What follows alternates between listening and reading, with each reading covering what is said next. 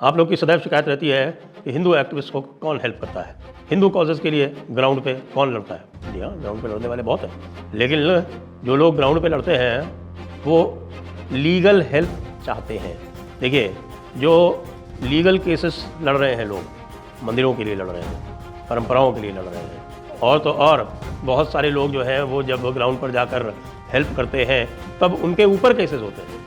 जो दूसरा इकोसिस्टम है, काउंटर इकोसिस्टम, वो लोगों के ऊपर केस करता है, तो उनको बचाने के लिए ज़रूरत पड़ती है। उसके लिए चाहिए एक लॉयर्स की टीम, एक लॉयर्स का network, documentation, expenses, court fees, और इस सब के लिए चाहिए एक लीगल फंड, और वही हम इस समय कर रहे हैं।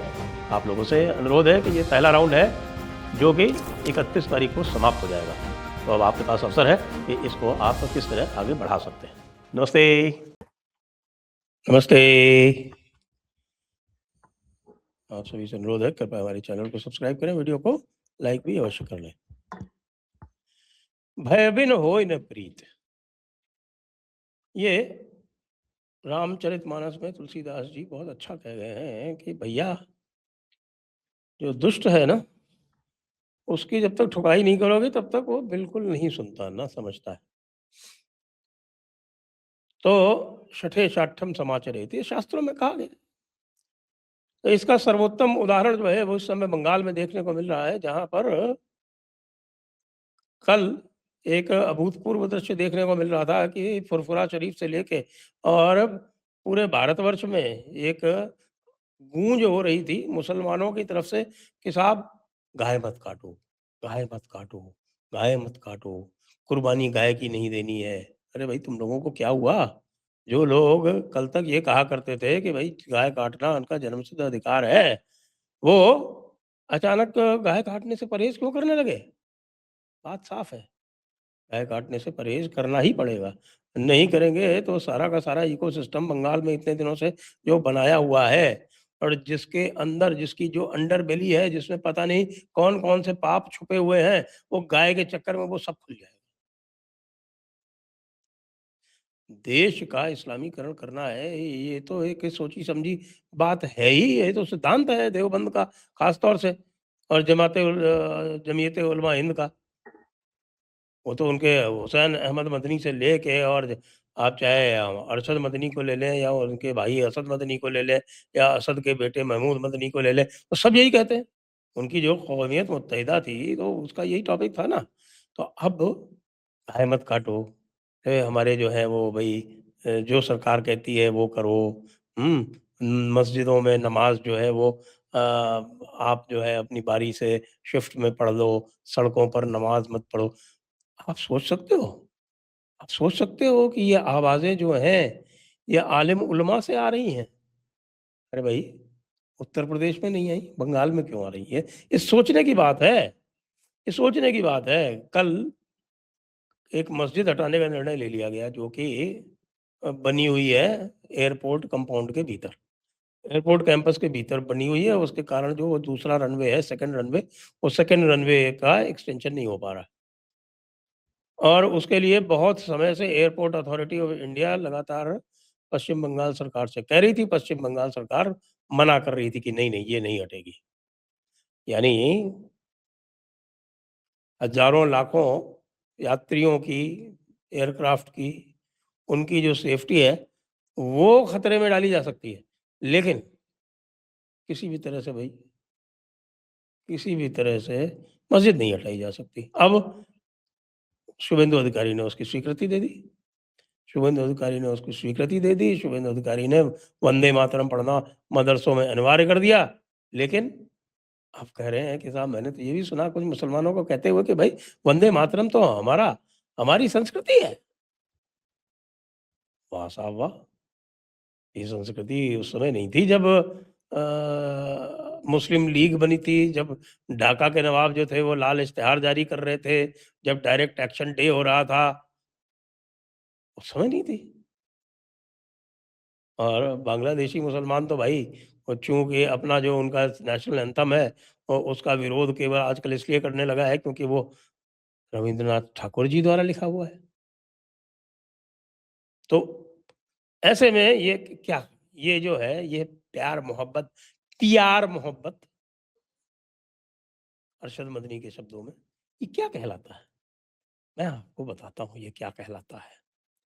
ये यह कहलाता है कि भाई जो अंदर ही अंदर जो सब चल रहा है, जो बड़ा षड्यंत्र चल रहा है, वहाँ तक सरकार ना पहुँच जाए कहीं इस मस्जिद के चक्कर में, मदरसों के चक्कर में।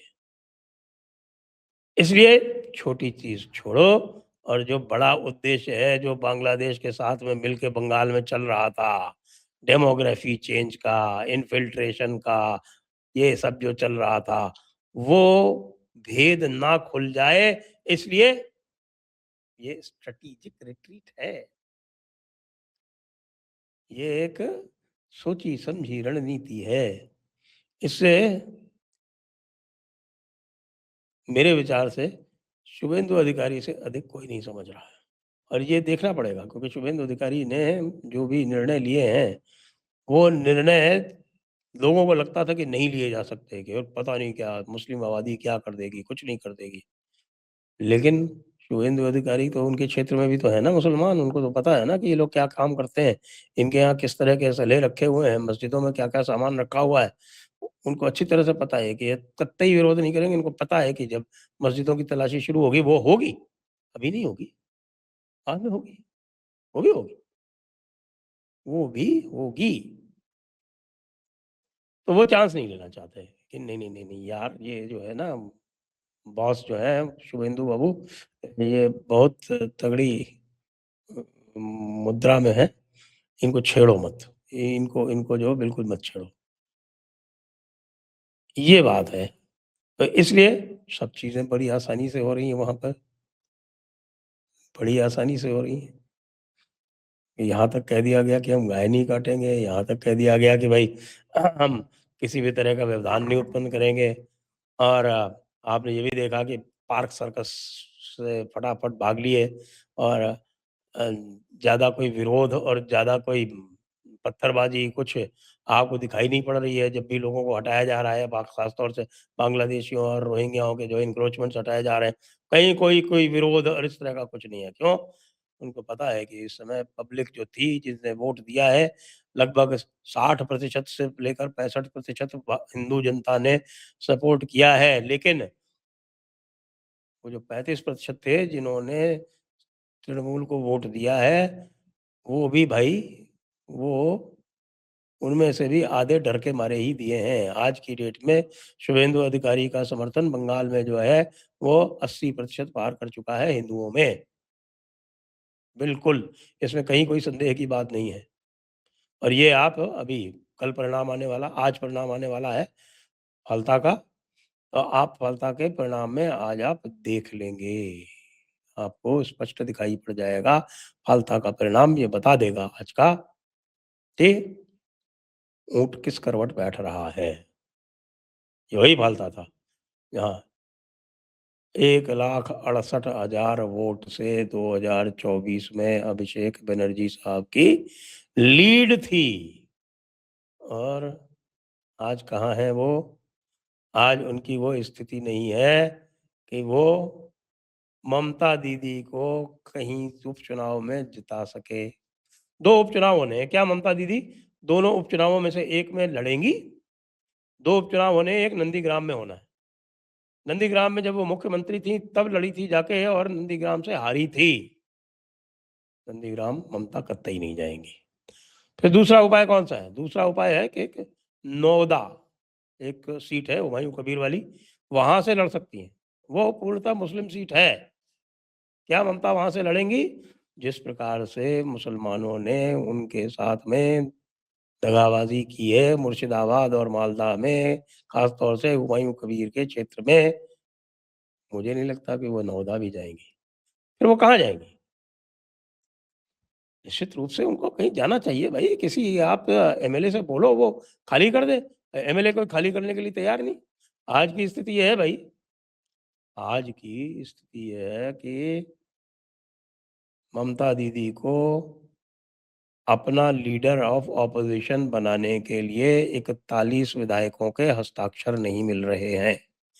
आपको पता है ना कि चोबनदेव चट्टोपाध्याय, जिनको ममता दीदी ने नामित किया उनका लीडर ऑफ ऑपोजिशन, और स्पीकर के पास जब गए चिट्ठी लेके अभिषेक बनर्जी की, तो उन्होंने कहा कि भाई आपकी मीटिंग कब हुई, उसका जो है मिनट्स बताइए, और आपकी मीटिंग्स में जो विधायक उपस्थित थे वो आपके 80 विधायक हैं, तो उनकी मेजॉरिटी का लेटर ले आइए 41 का।